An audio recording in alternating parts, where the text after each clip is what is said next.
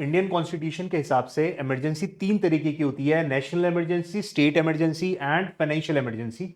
National emergency के तीन grounds हैं, war, external aggression, armed rebellion.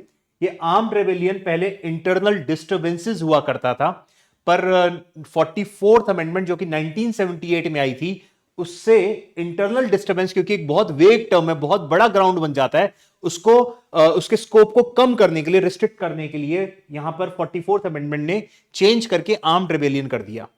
जबकि स्टेट इमरजेंसी, जिसको हम प्रेसिडेंट रूल भी बोलते हैं, प्रेसिडेंट रूल तब लगाया जाता है किसी एक पर्टिकुलर स्टेट के अंदर जब वो स्टेट के कॉन्स्टिट्यूशन की वॉयलेशन करता है। अगर वो स्टेट की गवर्नमेंट कॉन्स्टिट्यूशन की वॉयलेशन कर रही है, या कॉन्स्टिट्यूशन वहां पे फेलियर ऑफ कॉन्स्टिट्यूशन जिसे बोलते हैं वो हो रहा है, तो वहां पे प्रेसिडेंट रूल लगा दिया जाता है।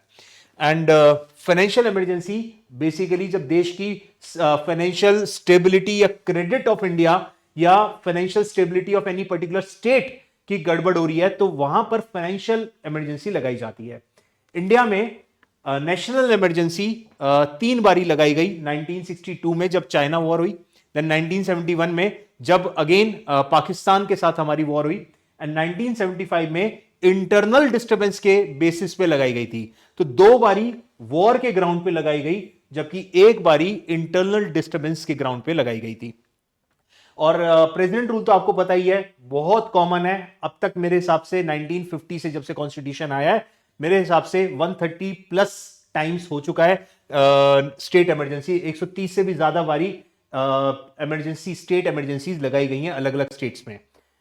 मणिपुर में 2025 में भी इमरजेंसी, स्टेट इमरजेंसी लगी हुई थी। फाइनेंशियल इमरजेंसी के हालात जरूर बने थे, पर कभी इसको प्रोक्लेमेशन, इसका इशू नहीं करा प्रेसिडेंट ने। बाकी इन सभी आर्टिकल्स को आप डिटेल में पढ़ेंगे और चीजें समझ में आएंगे।